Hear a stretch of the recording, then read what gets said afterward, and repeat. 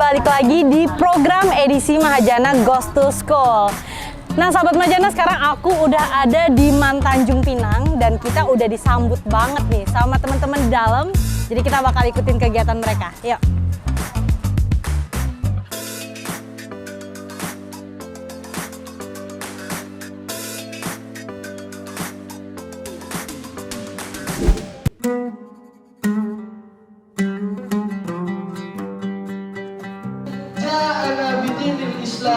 وأخرجنا من الظلمات إلى النور ومن ضيق الدنيا إلى الساعة الآخرة طاقم التلفزي ولازم TV شكرا كثيرا بحضوركم أقوم أمامكم جميعا سألقي لديكم الكرام تحت العنوان أدب قبل العلم.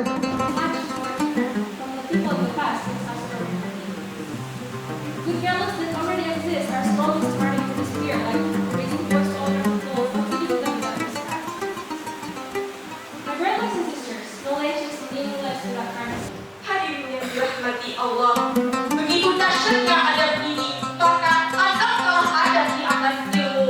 Karena kita dan iblis tidak ada bedanya. Yang membedakan kita dan iblis adalah adab kita sendiri. Hadirin yang dirahmati Allah, ketika ada awalan, pasti ada akhiran. Ketika awalan dengan pantun, maka akhir pula dengan pantun. Hujan darah jadi berkasih, dipertemukan dua keluarga.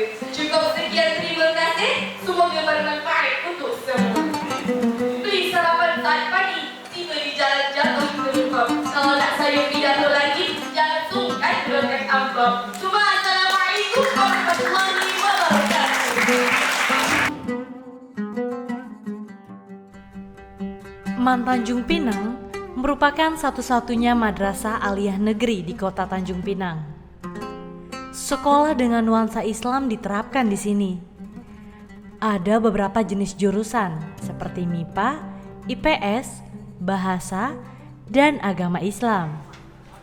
Bukan hanya itu, Tanjung Pinang juga menyediakan asrama bagi siswa yang ingin melakukan kegiatan keagamaan di luar jam sekolah. Nah oke sahabat Mahajana, sekarang Eja udah bareng dengan Ibu Kepala Sekolah Tanjung Pinang Bu Maesari dan Ibu Nurbaiti selaku Waka Kesiswaan ya Bu ya Tanjung Pinang. Nah Bu Kepsek dan Bu Waka Kesiswaan aja mau tanya di sini Bu. Tanjung Pinang ini kan satu-satunya ya Bu sekolah Islami yang berbasis negeri. Betul ya Bu ya? Nah, untuk bedanya Bu, bedanya dengan di sekolah ini dengan sekolah lain apa sih Bu sebenarnya? Baiklah, perbedaan Tanjung Pinang itu sederajat dengan SMA, SMK, dan SLB. Cuman keunggulan atau perbedaannya dengan yang lain adalah kita di sini kayaknya unggulnya di keagamaan. Betul. Ya, di sini banyak program-program keagamaan yang kami laksanakan untuk siswa-siswa yang tertuang dalam ekstrakurikuler. Itu untuk keunggulannya sendiri ya Bu ya? Iya. Tapi Bu yang aku lihat dari luar di Tanjung Pinang ini ada asramanya, benar ya Bu ya? Benar, iya sama. Mungkin kita boleh lihat nggak Bu asramanya ke dalam? Oke silakan yuk. Ayo kita ikutin dulu sama aja.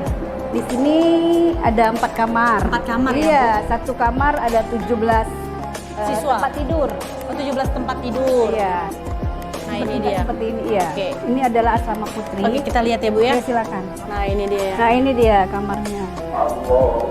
Nah, berarti ada berapa siswa nih Bu di sini? 1, 2, 3, 4, 5, 6, 7, 8, 9, 10, 11, 12. 12 siswa? Iya. Dia ada terdiri dari kelas 10, 11, dan 12 berasal dari daerah luar, ada juga dari Natuna, dari Anambas, ada dari Lingga juga ada. Jadi bukan berasal dari Tanjung Pinang itu saja. Jadi bisa dari daerah luar, mereka menitipkan anak mereka sendiri. Di sini adalah madrasah yang berasrama, bukan pondok. Beda karena mereka mendapat pendidikan formal juga pelajaran agama. Yaitu keunggulannya untuk kitab kuning dan tahfiz. semua siswa itu tinggal di asrama atau tidak? Bu? Tidak juga ya? Tidak. Bagi siswa yang tinggal di asrama, dia yang mau. Yang mau Orang saja. yang mau dan berkeinginan untuk mendalami pelajaran agama. Oke. Bedanya dengan siswa berasrama dengan tidak apa, Bu Maesa? Perbedaannya karena di asrama ini selain mendapat pendidikan formal belajar di seperti paginya, mereka mendapat pelajaran pada sore dan malam harinya. Ya, apakah itu tahfiz Al-Quran, pelajaran tentang kitab kuning, tentang hadroh dan lain sebagainya. Jadi nanti diajar oleh ustadz-ustadz dari luar yang berpengalaman. Oh, jadi dia bukan setelah pulang sekolah nggak cuma tidur-tiduran ya Bu ya, ada kegiatan.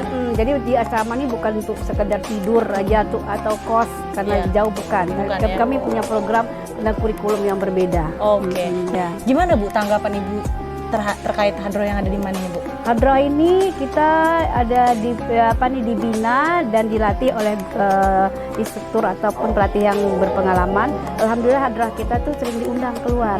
Jadi kita unggulkan di sini anak-anak yang ikut hadroh ada anak-anak yang betul-betul dia pintar dan mau untuk tahu karena hadroh ini bukan hanya untuk kepentingan mereka sendiri. Kalau ada diundang kita tampilkan. Tidak semua siswa yang bisa mampu di sekolah-sekolah lain tidak ada. Saya rasa mungkin Diman saja yang memiliki kemampuan untuk hadroh ini. Kemudian alat-alatnya juga itu bukan dibeli di sembarang tempat. Iya Bu. Tapi tanggapan Bu Maya sendiri Bu untuk anak-anaknya mereka tuh yang berprestasi Bu, gimana sih Bu? Tanggapan saya kita sebagai pihak dari pemimpin sekolah mengharapkan supaya anak-anak ini bisa lebih maju ke depannya dan bisa hadroh itu ke internasional, insya Allah. Insya Allah. Ya. Kesenian hadroh merupakan kesenian khas Islami yang mendapat tempat di hati umat Islam. Seni terbang yang berirama menghentak, rancak, serta variatif membuat kesenian hadroh ini paling banyak diminati, serta menjadi eskul-eskul di sekolah, pondok pesantren, bahkan mulai semarak di kampus-kampus. Seperti Mang Tanjung Pinang yang berlokasi di Jalan Raja Ali Haji kilometer 4 ini, siswa sangat antusias mengikuti kesenian hadroh.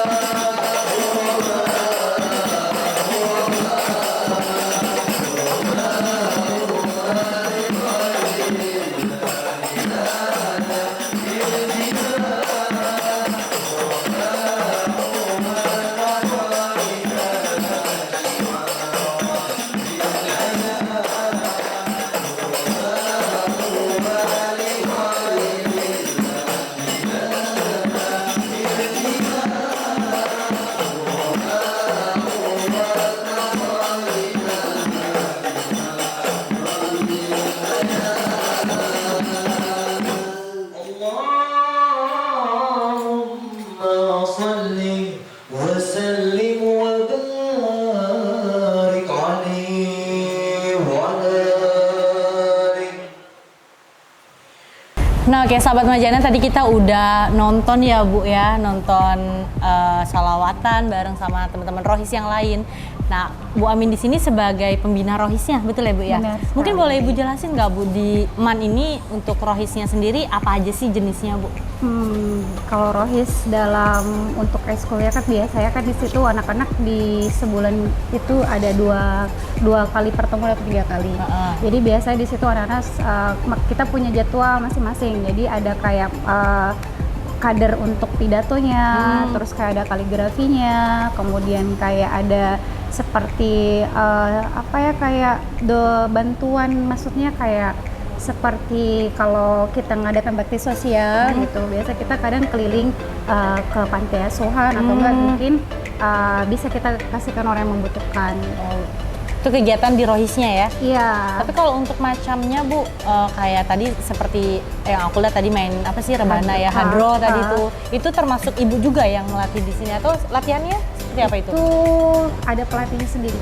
Gitu. Cuman kita masukkan aja hadro itu ke dalam bagian intinya di rohis gitu. Bagian intinya di rohis. Gitu. Pidato tadi juga dari rohis juga? Iya, dari rohis diajarkan? juga. Dari rohis juga. Berarti Ibunya semua bahasa pandai lah ya Bu ya? Arab.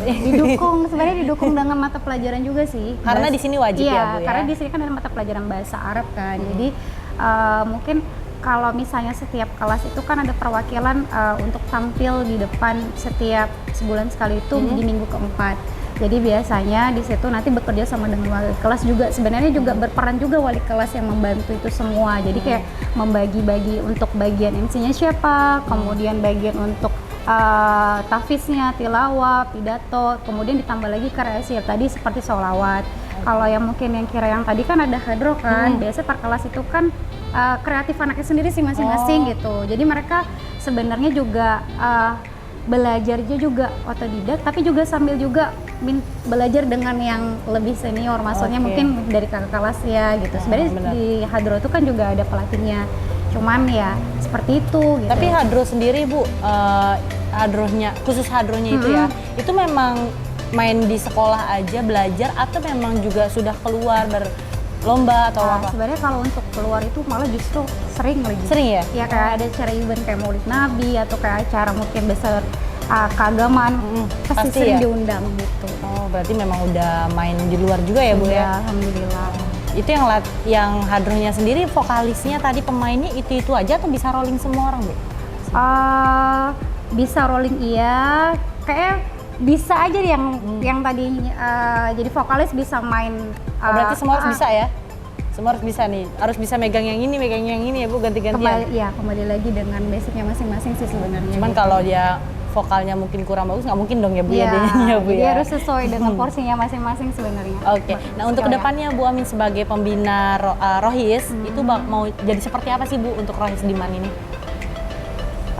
Kedepannya sebenarnya lebih lagi berkembang sih, dikenal dengan masyarakat gitu. Kemudian kan sebenarnya kita juga mengembangkan bakat siswa kan di dalam rohis itu masa muhadoroh, karena dengan adanya kayak speak di depan tadi itu mengajarkan siswa untuk lebih tahu bakatnya, lebih percaya diri lagi, kemudian tidak merasa minder gitu untuk berbicara di depan ataupun misalnya diterjun di masyarakat lah. Setidaknya dengan adanya ini buat bekal mereka nanti ketika mereka lulus gitu ya Bu.